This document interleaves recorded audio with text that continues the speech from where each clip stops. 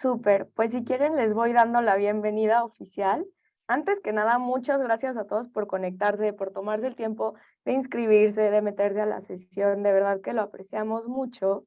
Y en específico, reclutamiento y rotación laboral es un tema que nos ha causado tanto a nosotros como Worky, como la pieza, mucha intriga, investigar, entender qué ha pasado hasta ahora y qué va a pasar, y más con todos los cambios que hemos tenido post pandemia.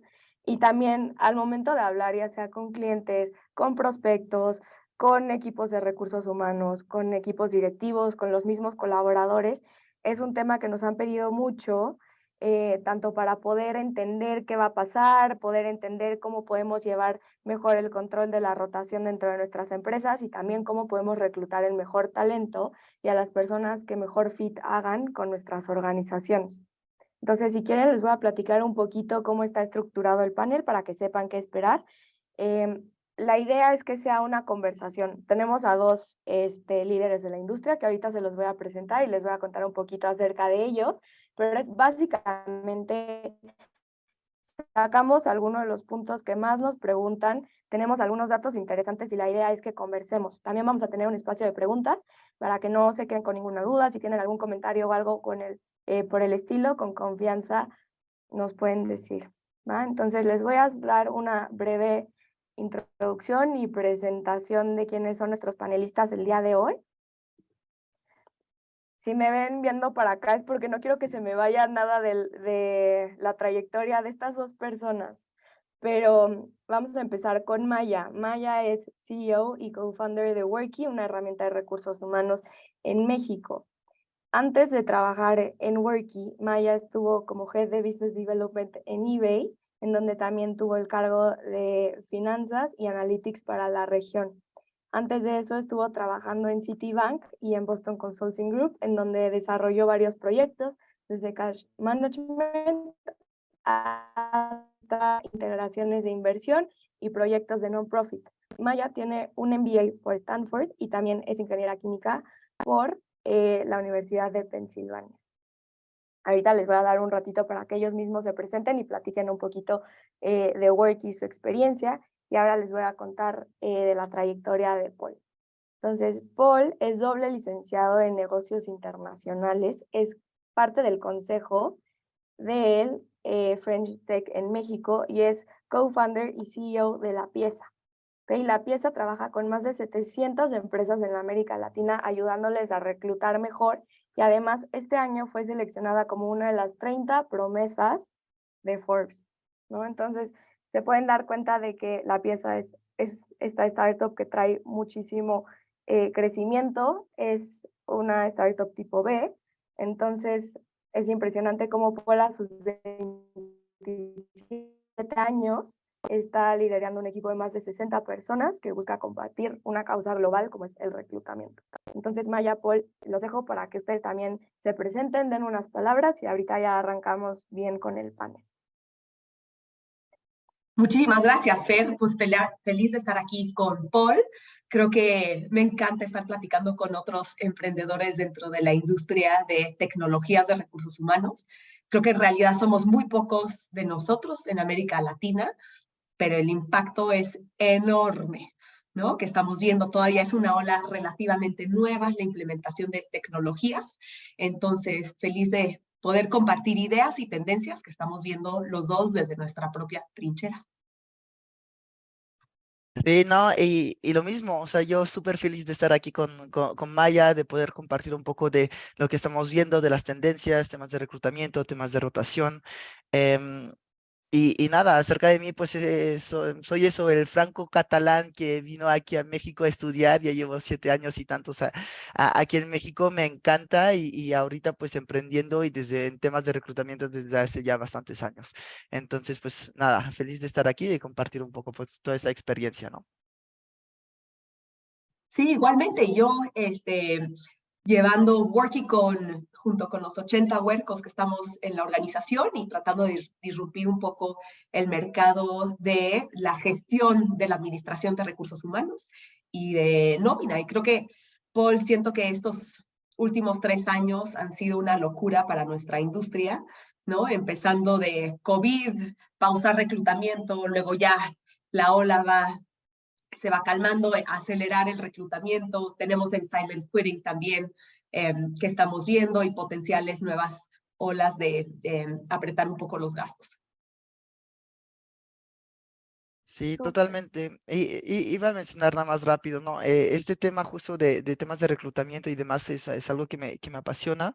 Y más que nada, quería mencionar un poco el problema quizá que hoy en día estoy viendo.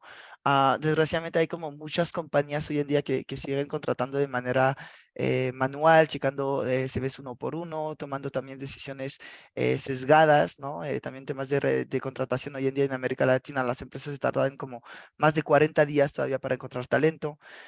Y también para las personas, buscar empleo sigue siendo un horror, ¿no? Buscar trabajo es un trabajo para muchas personas. Entonces, hay tantas soluciones que existen, bueno, poco a poco, ¿no? Todavía pocos actores, pero que sí vale la pena pues ir mencionando y es también lo que vamos a estar haciendo en este webinar. Entonces, problemas muy grandes que por suerte existen algunas soluciones para todo eso, ¿no? Súper, pues muchas gracias a los dos por esta participación y por esta presentación. Ahora sí, si les parece, vamos a arrancar y les voy a comentar algunos datos duros, algunas preguntas y la idea es justo que ustedes comenten y que den su opinión, que den su conocimiento, todo esto, ¿va? Entonces, el primer dato que tenemos es que en promedio la renuncia de un colaborador cuesta 80,000 pesos y esto va contemplando desde los gastos de terminación, em, la pérdida de productividad de esta persona, el costo de los equipos sustitutos, el costo del equipo que va a estar reclutando a este nuevo talento que va a ingresar, los 3 meses en promedio de capacitación que va a tener este nuevo talento y que igual y no va a dar los resultados que la empresa necesita desde el día 1. ¿Creen que las empresas están conscientes de todo lo que involucra la baja de un colaborador? O sea, todo lo que involucra que un colaborador deje de formar parte de la empresa. ¿Y creen que si estuvieran conscientes de esto, pudieran hacer cambios para retener su talento y sean conscientes de que vale más la pena ya sea invertir en alguna capacitación, en darles mejores prestaciones, en lo que ustedes consideren, que como tal dejar ir a una persona? Si quieres contesto, empiezo yo y después me encantaría escuchar la perspectiva de Paul. Yo creo, Fer, que 80,000 pesos no es tan real, ¿no? Yo creo que es mucho más cercano a los 400,000 pesos de gasto de rotación de un colaborador, ¿no? Porque hay un aspecto que tienes que pensar muy bien, ¿no? Creo que cualquier colaborador empieza a ser productivo posterior a los 3 meses, ¿va? Entonces tienes esa curva de aprendizaje en donde estás capacitando a la persona y luego tienes el periodo en donde ya empieza a entregar al negocio, ¿no? Ya empieza a ser productivo, poco a poco el ROI del colaborador ya es positivo. Y yo creo que en este momento, justo en esta etapa, cuando el colaborador es productivo, ahí tenemos que pensar cuál es la derrama, ¿no?, económica que el colaborador está dejando hacia el negocio y cuál es el costo de oportunidad. Yo creo que hay un tema bastante interesante en América Latina, que creo que es muy distinto a lo que está pasando en Europa, ¿no? Y creo que practicabas de eso, Paul. O sea, hace poco estuve en un panel en donde nos platicaron que la edad promedio de la población alemana es cerca de los 40 años. Se me hace una locura. En México, nada más para aterrizar, la edad promedio son 29 años.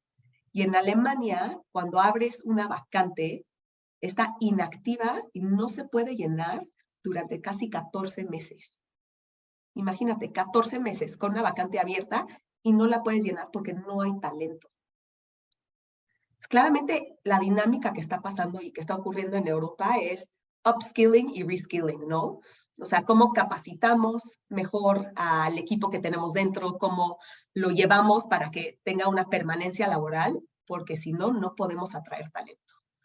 Y yo creo que en América Latina lo vemos desde otra perspectiva, ¿no? Y yo creo que todavía cuando vemos el panorama global de recursos humanos, apenas estamos trabajando en compañías donde apenas hay recursos humanos, ¿no? Y los recursos humanos, de lo que nosotros hemos visto, es contratan a la primera persona de RH cuando llegamos a 40 colaboradores. Y de ahí, por cada 40, hay alguien nuevo de RH. Es muy natural es que la rotación sea altísima, ¿no? Porque a los 40, o sea, en empresas de menos de 40, la rotación va a ser altísima. No tienes a nadie que te capacite, ni que te entrene, ni que te reclute bien, porque también creo que la penetración de sistemas de recursos humanos apenas empieza en Latinoamérica. Entonces, creo que dado eso, yo esperaría que el costo de rotación sea mucho más alto. Pero, ¿qué significa la baja de un colaborador? La inactividad, ¿no? O sea, más gente está tomando más chamba cuando un colaborador se da de baja, pero también tienes que volver a iniciar todo el proceso de reclutamiento, ¿no? Desde ver hacia atrás y decir, pucha, ¿qué hicimos mal reclutando para esta vacante? ¿Cómo le vamos a hacer para reclutar a una persona que tenga el fit todavía más fuerte porque esta persona no nos funcionó necesariamente o no quiso trabajar en nuestra organización? Y yo creo que ahí es cuando tenemos que meter mucho el loop de,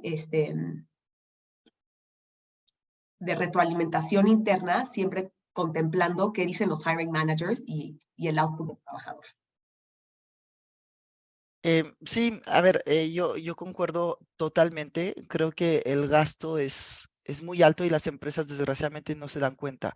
Y no se dan cuenta, ¿por qué? Porque tienen ya a muchas personas que se encargan de temas de onboarding, de capacitación, de reclutamiento, y a veces me impresiona ver empresas que están creciendo poco o casi nada, pero que tienen un equipo de reclutamiento increíble, enorme, ¿no? Y es un gasto al final fijo de las compañías. Entonces no se dan cuenta que al final de tener todas esas personas en reclutamiento o en onboarding o en capacitación, o en HR para hacer entrevistas de salida, es un gasto al final que para ellos consideran fijo, pero que al final podrían bajar este gasto que yo lo considero variable si al final tuvieran menos rotación, ¿no? Entonces, yo creo que es también por eso que muchas compañías no se dan cuenta realmente de lo que cuesta cuando una persona sale de la compañía. Y es un poco lo que complementaría ahí con Maya, pero totalmente de acuerdo con todo lo que dijo. Perfecto. Nos están preguntando, ¿saben cuál es el promedio de baja de las startups en México? Y aquí a mí me gustaría complementar la pregunta en su experiencia, y si quieres primero responde tú, Maya, y después Paul, ¿qué diferencias han notado en una empresa que ya lleva más tiempo, una empresa ya no considerada startup, pues, y con una startup que trae además todo este push, que es un ritmo acelerado y que dicen que el promedio, no sé, un año en una startup es como 3 años en una empresa ya mucho más establecida? O sea, ¿cómo relacionan todo esto al reclutamiento y en especial a la rotación? A ver, de lo que vemos, para responder a la pregunta, en América Latina está la data que la rotación promedio anual en las organizaciones es cerca del 17%. Yo me atrevería personalmente a decir que en startups puede llegar a ser casi del 30%, Paul. No sé tú qué hayas visto ahí. Estoy de acuerdo. Depende mucho, te diría, de la startup, pero sí, hay muchas startups donde hay una rotación todavía mucho más alta, totalmente. Ujú. Y yo creo que la razón por la que es tan alta, y aquí me encantaría como abrir eh, todos los problemas que tenemos escalando nuestras organizaciones y escalando startups son problemas de personas, ¿no? Me encanta, hace poco escuché a un inversionista nuestro que nos dijo, every problem is a people problem. O sea, todos los problemas son problemas de personas. Y los debemos de ver de diferentes aristas, ¿no? Problemas de gente que tenemos que desarrollar, adquirir un nuevo skill set, problemas de fit cultural, problemas de management, problemas de velocidad también, ¿no? En ejecución. Creo que los motivos bajo los cuales la rotación puede llegar a ser tan alta, sobre todo en etapas tempranas, es que no sabemos reclutar, ¿no? O sea, los fundadores, ¿no? Paul, tú, 27 años, un fregón, ¿no? Y yo emprendí Worky a mis 30 años. Yo había reclutado a muy pocas personas, ¿no? Y en general había sido manager, pero había sido manager de 4 o 5 personas y ahora de 80. Tú no sé cuántas y ahora de 40. Entonces, mucho es esta curva de aprendizaje que vamos viendo cómo madurar. Y yo creo que en el mismo proceso de reclutamiento hay muchísimos aprendizajes que vemos como organización de etapa temprana y después poco a poco dentro de la maduración, en donde creo que al principio reclutamos por reclutar y llenar los huecos de operación, pero algo que se nos olvida en las etapas tempranas es, este talento me sirve hoy, pero en realidad me va a servir dentro de 2 años hacia dónde quiero ir, ¿no? Y lo puedo madurar hacia el futuro de donde creo, y creo que ese 20 nos cae ya más adelantados dentro de la ejecución. Definitivamente, a ver, y yo estoy totalmente de acuerdo que es un tema también de reclutamiento. Hay muchos otros factores de por qué hay rotación. Mencionabas el tema de fit cultural, ¿no? Pero también, fit cultural totalmente de acuerdo. Creo que también las condiciones laborales todavía, desgraciadamente, en México, América Latina, muchas veces hay mucha informalidad. Entonces, también las personas al no tener prestaciones, no tener tantos beneficios, también se pueden salir.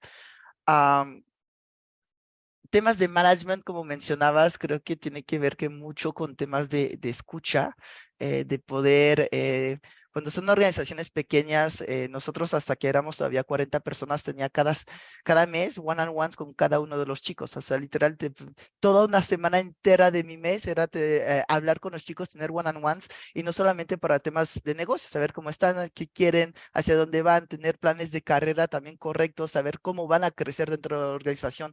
Creo que eso es fundamental también para que puedan quedarse. Ah, y porque hay rotación, creo que existen otros motivos también del mundo que pues cada vez es más globalizado en el sentido en el que el talento hoy en día en México, y si estás en la Ciudad de México, pues ya no trabajas, ya no vas a trabajar solamente para empresas que están aquí en la Ciudad de México. Puedes trabajar ya y gracias a Internet y porque hay muchas empresas ya en Estados Unidos, en Canadá, en otros países de América Latina que están contratando personas de cualquier lado de la región y ya se puede trabajar para esas compañías. El talento ya se vuelve cada vez más global. Estás tú como compañía compitiendo con otras organizaciones y hace que también pues ese talento se te pueda ir de manera más fácilmente. Y mencionabas algo bien interesante, Maya, ¿no? De que la edad promedio de las personas en México es de 29 años, ¿no? Y entonces es un público pues muy millennial y si vemos también esos millennials hoy en día como son millennials y también muchas otras personas, pero bastante críticos, exigentes, tienen esta necesidad también de impactar positivamente al mundo, ¿no? Esa parte de impacto social es muy importante para ellos. Entonces, muchas personas cuando están en organizaciones y que no se dan cuenta quizás del impacto que puedan tener o del propósito de la compañía, que eso tiene que ver con muchos temas de visión y misión, pues también se te van más fácilmente. Entonces, creo que para las personas hoy en día, no solamente para los millennials u otros, ¿no? Pero tienes temas de los valores que son fundamentales en una compañía. am, y además de todo eso, de que quizá te salgas porque pues no hay ese fit cultural, no entiendas el tema de propósito u otro, creo que también antes, no sé, ibas a la universidad 4 años y hacías lo mismo toda tu vida. Y ahorita con tantas techs en el mercado, la posibilidad de con poco dinero al final poder aprender de cualquier cosa, cualquier tema, también es natural que las personas a veces quieren cierto plan de carrera o quieren crecer de cierta manera, pero que las organizaciones no se adaptan realmente hacia dónde quieren ir esas personas, ¿no? Y hace que obviamente tengas más rotación. Entonces es un conjunto de cosas un poco más macros como el tema un poco de la globalización, como temas mucho más internos de la compañía, beneficios, prestaciones, valores, propósitos que hacen que las compañías, las personas se puedan ir también más fácilmente y por eso también hay rotación, ¿no? Es un poco lo que mencionaría, aparte de reclutamiento, que obviamente es fundamental. Perdón, hablé un montón. No, y creo que me diste muchos puntos a pensar, Paul, porque no hablamos de un tema que es, yo creo que el más importante, que en Estados Unidos se le llama el employee experience, ¿no? Y la experiencia del colaborador.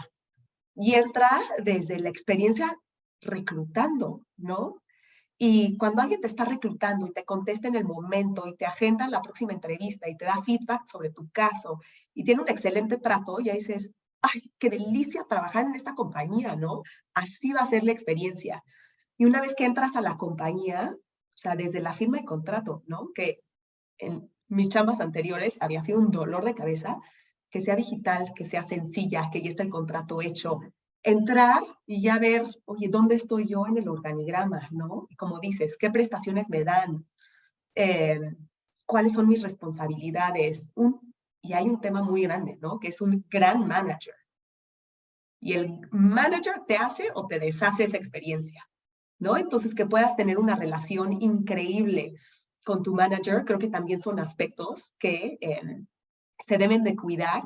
Y yo creo que a lo largo de toda esta cadena, dentro de la experiencia de RH en una organización y sobre todo empezando por la parte de reclutamiento, ahí es donde dices, se necesita tecnología, ¿no?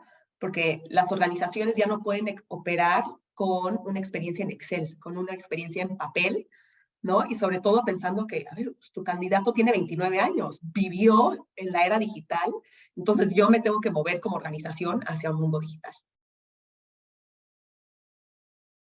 Súper. Los dos comentaron un punto bastante importante y creo que aquí a varios participantes les interesaría saber cómo logran o cómo han logrado desarrollar este skill de reclutar teniendo una visión a futuro. ¿Ok? Saber que la persona que está entrando ahorita no va a ser o no va a desarrollar el mismo puesto todo este tiempo dentro de la empresa, ¿sabes? Tú contratas a una persona teniendo fe en sus capacidades, pero ¿cómo logran desarrollar como este ojo clínico, por así llamarlo, de saber que esta persona va a tener un crecimiento junto con la empresa? Paul. Sí, sí, sí, si quieres empiezo. A ver, primero, o sea, es fundamental tener personas que sí compartan tu visión hacia dónde van, que sean comprometidos. Hay varios puntos, ¿no? Y ahí viene la primera parte, creo, de la compañía, que es el tema de employer branding.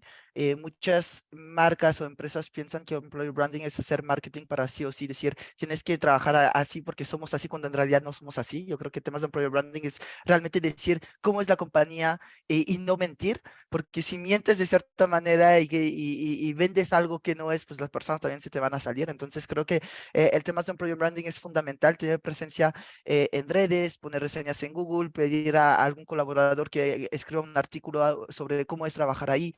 ¿Por qué? Porque todos esos candidatos que van a entrar, que van a entrar en procesos de entrevista, lo primero que van a hacer hoy en día es googlear la compañía y ver realmente hacia dónde, leer toda esa información y ver hacia dónde va esa empresa. Entonces, ahí ya disminuyes un poco el funnel con personas que al final se sientan identificados, no solamente con la posición, pero también con el propósito y hacia dónde va la compañía, y eso ya te permite atraer personas que al menos saben hacia dónde van, ¿no? Después, ¿cómo capacitas a esas personas?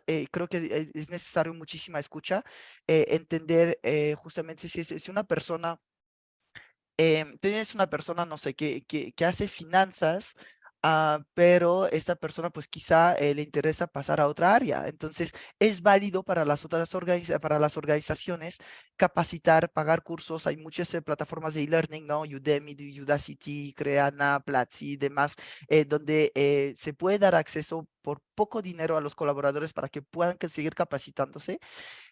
Nosotros lo que hacemos en la pieza es difícil, ¿no? Porque de cierta manera pueden ser seniors en algo, en un área, pero quieren pasarse a otras donde serían juniors. Pues quizás si realmente quieren pasarse de un área a otro o seguir creciendo, pues pueden hacer los dos. Tienes que estar al 100 todavía en tu área y poco a poco demuéstrame.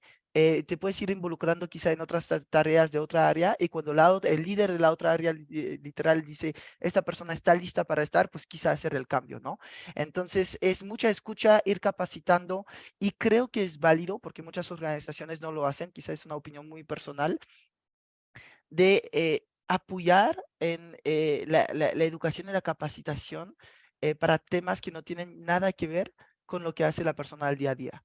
Y si una persona te dice, oye, a mí me encanta temas de historia del arte, pues a veces es válido pagarle un pequeño curso donde va a aprender temas de historia del arte cuando la persona hace finanzas o marketing, porque al final va a decir, esta empresa me está apoyando en mi crecimiento, quizá no solamente profesional, pero también personal, y le va a echar todavía más ganas a nivel profesional en el día a día, ¿no? Entonces, más o menos eso es como contestaría temas de employer branding, tener personas que tengan la visión y después irlos capacitando, escuchándolos principalmente. Yo desde mi perspectiva, yo creo que depende mucho de los procesos a la hora de la entrevista, ¿no? Y creo que en muy pocas organizaciones tenemos muy claros cuáles son los procesos a la hora que estamos entrevistando y dentro de esa cadena de 6 entrevistas, ¿a qué entrevista Paul, que es el screener de teléfono, ¿no? Fernanda, que es la primera entrevista, ¿qué habilidades tiene que detectar? Y Maya, que le toca la presentación del caso, ¿en qué se tiene que fijar? Yo creo que hay muy poca estrategia a la hora del proceso de reclutamiento y ver, oye, a ver, ¿no? Si vamos a reclutar, por ejemplo, a un product manager, ¿no? ¿Qué tenemos que evaluar de este product manager? La creatividad, la comunicación, la agilidad, la ejecución, cuáles son todas las variables, ¿no? Y poner una calificación del 1 al 5, cada persona, cómo sabemos dónde está. Y yo creo que para formar a un líder, Fer, que comentabas, ¿no? Que entra hoy y cómo vamos a saber qué va a hacer y tiene este potencial de crecimiento, yo considero que hay una muy fuerte que es el coachability, ¿no? O la capacidad de entrenar a la persona y la voluntad que tiene la persona para ser entrenada, ¿no? Y creo que esto lo mides en varios aspectos. Uno es cómo recibe el feedback en el momento de la entrevista, ¿no? Cómo lo asume, lo internaliza y después hace los cambios conforme estás platicando. Creo que hay otro aspecto que a mí me gusta mucho reclutar. A mí me gusta reclutar gente valiente, ¿no? Y creo que los 80 huercos somos huercos muy valientes. Pero creo que esa valentía también tiene algo dentro del proceso de entrevista que tienes que tratar de indagar, ¿no?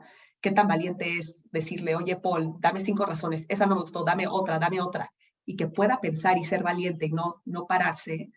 Creo que eso es algo también bastante interesante. Y de ahí a la hora viene el proceso de capacitar, y cuando capacitas y cuando entra Paul a la organización, ya es saber, oye, yo sé que Paul voy a trabajar porque ya tengo el rating, estas son las 3 cosas que lo voy a tener que capacitar. Y estas otras 2 cosas, nada más capacitar un poquitito porque sé que no es natural para él, pero le veo todo esto adicional. Entonces creo que son planes muy personalizados que tenemos que contemplar. 100%. Diciendo, ¿qué es para nosotros al menos o qué creo que cada organización debe de contemplar cuando contrata? Yo considero 4 puntos que son fundamentales. Obviamente, uno es el tema de conocimiento. ¿Qué tanto sabe la persona dependiendo de tu job description y la vacante que tienes abierta? ¿No? 2 es la competencia. El tema es que la persona quizá puede saber todo el libro, pero a la hora de aplicarlo, le cuesta un montón. Entonces, por eso también están los casos prácticos. 3 es el tema de compromiso. Entonces, quizá la persona sabe un montón, es muy buena, pero ¿qué tanto realmente se siente identificado con lo que está construyendo la empresa? ¿Cuál es su propósito y demás, ¿no? Entonces, ahí hay que medir realmente qué tan comprometida va a estar la persona una vez que entre en la organización. Y el cuarto punto, que es igual de importante, es el tema de visión en común. Quizás tienes una persona buenísima que va a hacer un excelente trabajo, que le encanta el propósito de la compañía, pero si la persona cree que hay que lanzar Argentina cuando la compañía quiere lanzar Brasil, aquí puede haber problemas, ¿no? Entonces, que también tenga esa visión en común y eso también se resuelve a través de prácticas, ¿no? De pláticas, perdón. Pero yo creo que son los 4 puntos fundamentales a la hora de poder elegir a una persona y lo que hay que medir. Perfecto. Oigan, ahorita hemos hablado mucho del proceso de reclutamiento y también mucha mención como en toda la capacitación que se debe de dar, pero nos están preguntando, y es algo que no hemos hablado tanto, de este proceso de onboarding, que es fundamental estos primeros 3 meses de este primer mes, ¿cómo lo relacionan con la rotación laboral? ¿cuáles consideran que son esos elementos claves que debe tener el proceso de onboarding para asegurar tanto que ustedes como las personas que están reclutando tengan la tranquilidad de que la persona que entró a la empresa va a dar lo que se le está pidiendo? Y tú como colaborador, ¿cómo te das cuenta de que entraste a una empresa que te va a permitir tener este crecimiento? No sé quién quiera arrancar con esta pregunta, que creo que está un poquito más densa. Si quieres, empiezo muy A brevemente. ver. Creo que el onboarding va a depender de cada organización. Nosotros, Maya hablaba del tema de coaching, creo que es fundamental cuando una persona entre, que sepa al menos si tiene dudas, preguntas, no sabe qué hacer algo, tenga al menos la confianza y sepa siempre hacia dónde dirigirse cuando tiene un problema para justamente ir solucionando esos problemas poco a poco. Entonces, creo que es crear culturas de comunicación, creo que la comunicación es fundamental y de transparencia. Y ya con eso, si la persona hay comunicación, si hay transparencia y que tiene confianza, que es el otro punto, va a ayudar mucho a poder ir mejorando ese proceso de onboarding, ¿no? Después, que es muy importante, y viene antes de otra vez del onboarding, creo que es cuando armas tu job description, sabes exactamente qué tareas va a estar haciendo la persona y a quién le va a estar reportando, que veo que hay muchas empresas que les cuesta todavía eso. Necesitamos a alguien, pero ya no sabe a quién le va a reportar realmente y no tienen muy claras sus tareas. Entonces, cuando lo va a onboardear esa persona, le va a costar un montón saber exactamente qué es lo que tiene que hacer. Entonces, mucha claridad, mucha comunicación desde un inicio, eso creo que ayuda muchísimo para que las personas al final se sientan con confianza y vayan desarrollándose dentro de la compañía. Muy brevemente eso diría. Yo separaría en dos, ¿no? Y creo que hay una rotación forzada eh, y hay una rotación no forzada. Y la no forzada para mí es cuando el colaborador se va, ¿no? Y decide irse. Y lo que creo es que eso se llega a dar, dada tres razones, ¿no? Una es definitivamente los primeros 90 días, una muy mala experiencia, malos jefes y falta de oportunidades de crecimiento dentro de la organización. Eh, Creo que dentro de la etapa del onboarding, algo que se nos olvida mucho recalcar es cuáles son los objetivos del rol, ¿no? Cuáles son los objetivos del área y cuáles son los objetivos de la organización. Y que les caiga el 20 que van a tener que trabajar hacia eso. Creo que más allá dentro del onboarding o los primeros 90 días, debe de haber una retroalimentación hacia el colaborador, ¿no? Algo que después de los primeros 90 días haya un start, stop, continue, haya una evaluación 360 o algo por el estilo, para que quede claro esos procesos del avance profesional del colaborador, ¿no? Y claramente tener ese diálogo de feedback abierto lo más antes posible. Perfecto. Y aquí nos están preguntando cómo puedes organizar un plan tanto de onboarding como de objetivos para un personal que es muy operativo. ¿Sí? Este reto de que igual es una persona que no vas a ver el día a día en una oficina, sino que probablemente esté en campo, esté en fábrica. ¿Cómo te aseguras de que este colaborador tenga ese acompañamiento y que decida quedarse en la empresa? Es una muy buena pregunta. No tengo mucha experiencia en eso para las personas que puedan estar en campo o demás, pero creo que al final sigue siendo lo mismo. Es esa confianza, que haya ese coaching, que haya una persona que esté ahí para resolver cualquier duda y tener objetivos, como decía Maya, muy definidos. ¿Qué objetivos tienen las compañías? Trabajar con OKRs que cada semana se puedan ir midiendo, ¿no? Puede ser una gráfica de Excel muy sencilla de saber cuáles son tus objetivos, qué lograste esta semana, hacia dónde vas, hacia cómo, y después, si la persona no llega a los objetivos, que seguramente no lo va a llegar en los primeros 3 meses, cómo lo ayudamos y lo acompañamos para que al final pueda llegar a esas metas que tiene la compañía para esta persona, ¿no? Entonces, creo que es lo mismo, coaching, acompañamiento y objetivos muy claros. Yo lo contestaría.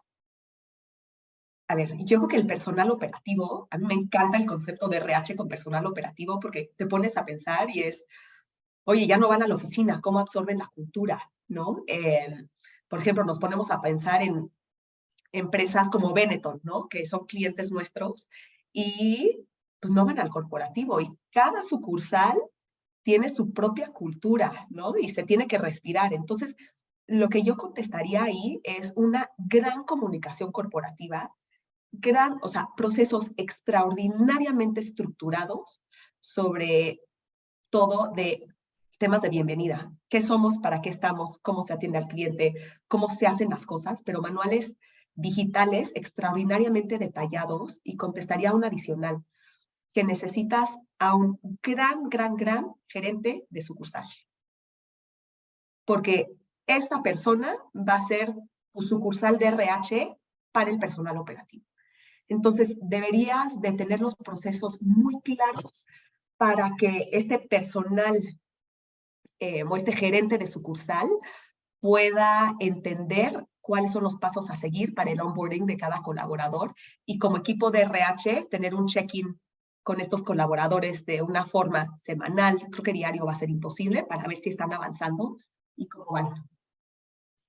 Súper. Y ahorita que mencionas lo de los gerentes, Maya, justo también nos están preguntando cómo relacionas el liderazgo de los jefes inmediatos con su personal y también lo que comentábamos, de que igual entro yo a una empresa, tengo un puesto, resulta que crezco, me van a poner a alguien en mi equipo y yo no sé ser un líder, no sé cómo llevar esto y puede que por esa falta de habilidad la persona que entre se vaya y así pase 3 meses reclutando personas que se me están yendo. ¿Cómo pueden atacar ese problema? Yo lo contestaría, yo creo que no puedes hacer jefe a alguien sin que sepa las implicaciones de ser jefe, ¿no? O jefa.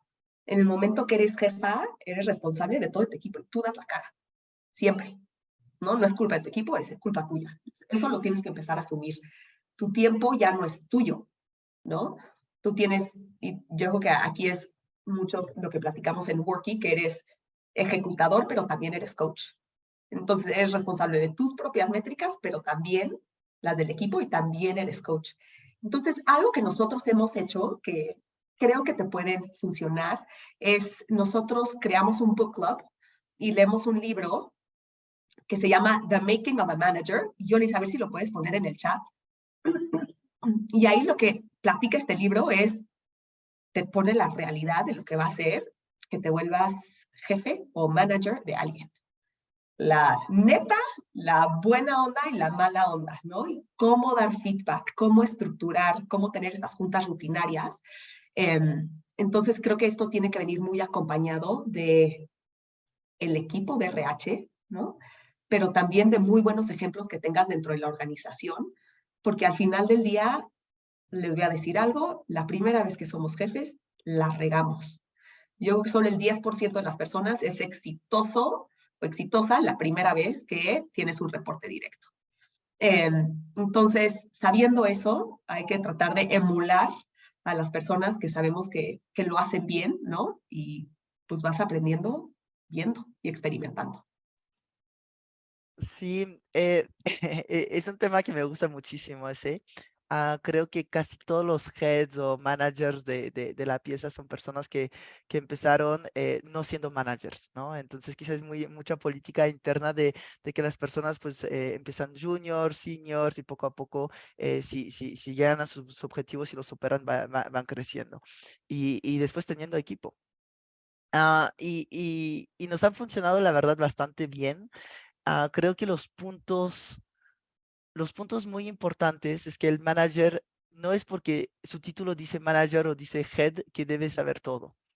Entonces, es también apoyarse del equipo, que el equipo, que haya esa comunicación, que haya esa empatía y que el equipo entienda que esa persona subió porque se lo merece, pero también tiene que aprender muchísimo. Entonces, que haya esa relación de confianza entre el manager y las personas que están, entre comillas, abajo, pero que al final entre todos vayan tomando las mejores decisiones, ¿no? Entonces, Si hay una persona que tiene, que da la cara, que es el manager, que tiene un equipo, pero siempre lo va a hacer en conjunto con todas las personas y hay esa relación de confianza y comunicación que hace que poco a poco esos soft skills lo va absorbiendo cada vez más el manager y mañana tiene más skills de liderazgo de cierta manera. Pero así es un poco como lo hemos estado haciendo. Si eres manager, no tienes que saber todo y no vas a saber todo nunca. Y seguramente hay personas abajo que van a saber más que tú en ciertos temas. Y eso es lo bueno de la especialización, ¿no? Tú puedes ser head of marketing, pero tienes a un crack de performance marketing que obviamente sabe mucho más que tú. Entonces, debes de saber tú como head que también tienes personas abajo que mucho más especializadas, que saben más de tu tema, que al final tú a veces mucho más eres un generalista y debes de trabajar en conjunto con ellos, ¿no?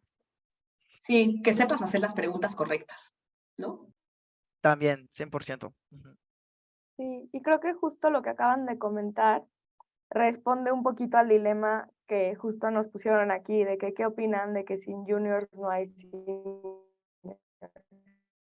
Y pues sí, creo que es básicamente lo que acabamos de comentar. Nos están preguntando también cómo lograr generar este engagement desde el proceso de atracción y cómo mantener a las personas cuando estás en una industria que es muy competitiva o un sector muy competitivo, como puede ser, por ejemplo, la industria tech, que también nos preguntan mucho de eso. ¿Qué diferenciador tienen que hacer? ¿Cómo logran mantener este talento?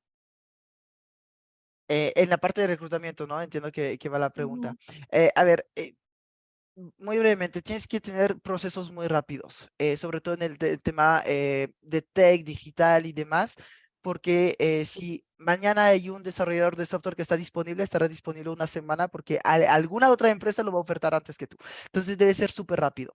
Pero antes que eso, temas de employer branding, visibilidad, te van a googlear, las personas te van a investigar, necesitas tener presencia en redes. Dos, necesitas tener algún software de reclutamiento.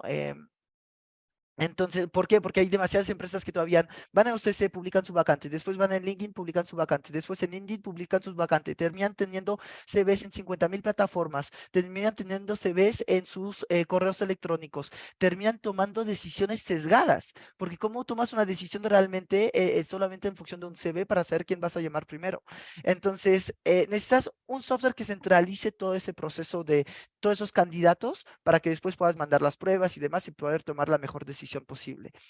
Ah, el software no lo es todo. Hay muchas empresas que tienen un ATS, pero no lo usan para publicar en todas partes. Necesitas alcance. Es como si tuvieras un coche, pero no tiene gasolina, el coche no avanza. Entonces, una vez que tienes el software, tú necesitas llegar a un montón de candidatos, lo más que se puede. Y ahí existen un montón de canales. Puedes hacer paid marketing, puedes publicar en bolsas de trabajo, puedes contactar personas en LinkedIn, puedes trabajar con agencias de reclutamiento, puedes hacer todo para al final llegar en muchos funnels, obviamente depende de las posiciones, pero un montón de personas, centralizarlas todos y después tomar decisiones súper rápidas, que creo que es lo súper importante, ¿no? Y después medir las cuatro cosas que mencionaba antes: conocimiento, competencia, el tema de compromiso y visión en común y mandar cartas ofertas rápidas. Creo que eso va a hacer que tengas un proceso muy fluido y donde puedas tomar decisiones de lo más rápido posible, ¿no? Le diste al grano, Paul. Yo creo que si hay algo es la agilidad extraordinaria y sin tecnología no vas a ser ágil, ¿no? Y aunado tu comentario, agregaría otro punto que es entrevistas estructuradas, ¿no? Yo creo que después de cada call, el candidato tiene que tener muy claro cuál es el next step y cuándo va a saber cuál es el next step, ¿no? Porque si está el interés, yo creo que siempre le tienes que pintar esta línea de tiempo clara. Y regresando a lo que platicaste anteriormente, Paul, creo que las vacantes en cierto sector de tech se están tomando casi 40 días en llenar, ¿no? Yo 40 días, un mes y medio de entrevistas, creo que es muy largo, ¿no? Para mí lo ideal debería de ser casi 20 días, ¿no? 2 quincenas, más un colchoncito, lo piensas, te informas y ya estás, ¿no? Entonces, creo que si es estructura, lo simplificaría en estructura, tecnología y agilidad. Oigan, y siguiendo en esta parte de la industria tech, que es algo que a varios participantes les ha llamado la atención, ustedes desde Worky La Pieza, ¿qué han hecho o qué diferenciador creen que tienen que han logrado mantener a este equipo que está enfocado en la parte de tecnología, ya sea desarrollo de producto, backend, frontend, que es un talento que actualmente es muy peleado, es muy competido? ¿Qué diferenciadores han hecho para mantenerlos contentos y leales a la empresa? No sé quién quiera arrancar. Si quieres empiezo. Nosotros tenemos unas 15 personas en tech, entre PMs, devs y demás. Y el pequeño hack de la pieza es que tenemos muy buena relación con una universidad que es la Universidad Tecnológica de Tehuacán, donde Carlos, que es mi co-founder y CTO, ha dado clases allá, se lleva muy bien allá, y la universidad está enseñando nuestro stack y lo que nuestro stack tecnológico, las tecnologías que nosotros manejamos. Y entonces al final, cada semestre nos mandan a uno de los mejores personas que están buscando sus prácticas y van creciendo poco a poco. ¿Y eso qué hace? Quizá no es lo mejor en cuanto a quizá diversidad, pero de las 15 personas, creo que 13 o 14 son de la Universidad Tecnológica de Tehuacán. Todos se conocen de generaciones distintas, pero está chistoso porque al final todos se llevan muy bien, todos se conocen. em, y esta relación con la universidad también hace que creas una cierta cultura y que las personas no solamente vienen para un trabajo porque quieren formar parte de la pieza, porque los mejores de cierta manera que vienen de la universidad vienen a trabajar con nosotros. Aparte de todo lo demás, ¿no? Beneficios, prestaciones, planes de carrera u otro. Eso es nuestro pequeño hack que nos ha funcionado muy, muy bien. Tener relación con una universidad en este caso, pero podría ser con un bootcamp de programación, con comunidades de tech o demás, crear esa comunidad para que al final eh, esa interacción ayude a poder recibir el mejor talento posible y que se sienta al final comprometido. Yo, por nuestra parte, lo llamaría una gran cultura, creo que mucha claridad de los objetivos, mucha flexibilidad. Nosotros, al igual que la pieza, somos en producto y tech, 100% remotos. Y hemos tratado de instalar prácticas radicales de recursos humanos. Y en Worky, el equipo de producto y tecnología trabaja 4 días a la semana con base a estos experimentos que hemos hecho globales. Y la verdad es que ha mostrado una gran afinidad por esta metodología de trabajo. Para mí, no, creo que no es una forma en la que se trabaje menos, sino que se trabaja de una forma mucho más a lo largo de la semana, pero con los objetivos extraordinariamente. Y a raíz del 4-day work week hemos visto una gran permanencia laboral dentro de la organización. Totalmente. Creo que para tech la parte remota es fundamental. Em, Hoy en día la flexibilidad y evitar micromanagement, y ahí más que nada es súper importante trabajar con OKRs, o trabajar por objetivos muy definidos, ¿no? Nosotros trabajamos por sprints. Al final da igual si la persona trabaja 2 horas o trabaja sus 24 horas, cuando termina el sprint debe de entregar lo que prometió al inicio, ¿no? Entonces, mucha flexibilidad para la gente de tech, creo que eso también ayuda un montón. Es parte de cultura, ¿no? Pero ayuda un montón. Perfecto. Oigan, les voy a decir un dato. México tiene el índice más alto de rotación laboral en América Latina, está cerca del 17%.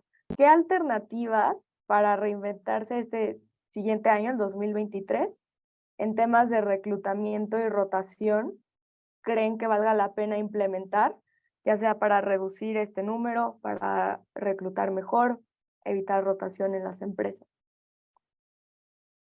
Planes de carrera, ¿no?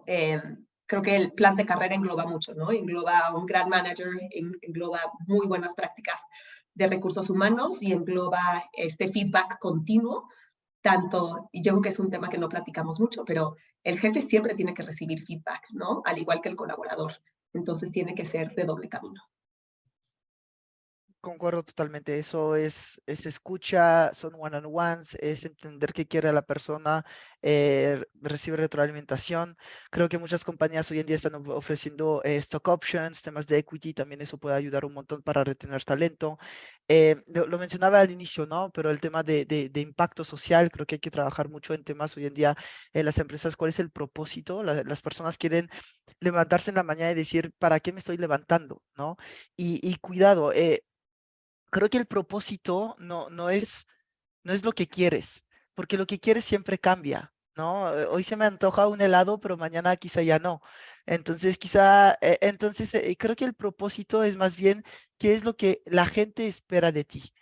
Y si tú sabes que cada mañana hay personas desempleadas o personas infelices en su trabajo, que puedes ayudar a que consigan un mejor empleo y que te pones más bien en su lugar, en lugar de ponerte en el tuyo, ayuda un montón, ¿no? Y creo que esas empresas tienen que trabajar mucho en cuál es tu visión, misión y cuál es tu propósito para que las personas también estén más en tu compañía. Hablamos de temas de flexibilidad de trabajo. Por favor, eviten temas de micromanagement. Hay todavía demasiadas empresas que hasta, y he visto malas prácticas de, a ver, conéctate a esta junta, aún no tenga, la persona no tenga absolutamente nada que ver en esta junta, pero nada más porque el manager quiere saber que está ahí conectada, ¿no? O sea, pasa todavía demasiado temas de confianza, autonomía, los planes de carrera, como tú decías, Maya, creo que es fundamental. Y y al final, creo que una buena práctica que digo es que al final hagas lo que hagas, vas a tener rotación y debes de prevenir esta rotación de cierta manera también, donde al final, si mañana se te va cualquier persona de la organización, tu operación no debe de verse afectada. Y necesitas siempre una persona que pueda hacer el rol de si mañana se te va cualquier persona, la operación no se va a estar afectada y tienes alguien más que pueda hacer esa chamba. Entonces tienes que prevenir eso para que al final nadie de tu empresa se vuelva indispensable. Siempre hay, ¿no? Pero intentar que sea lo menos indispensable posible. Y no solamente por rotación, si mañana se te enferma alguien durante un mes, ¿qué haces?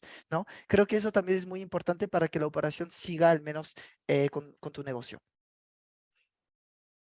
Súper. Y aquí para cerrar, nos están preguntando qué opinan de la rotación laboral en las empresas que no contratan a candidatos mayores de 40 años.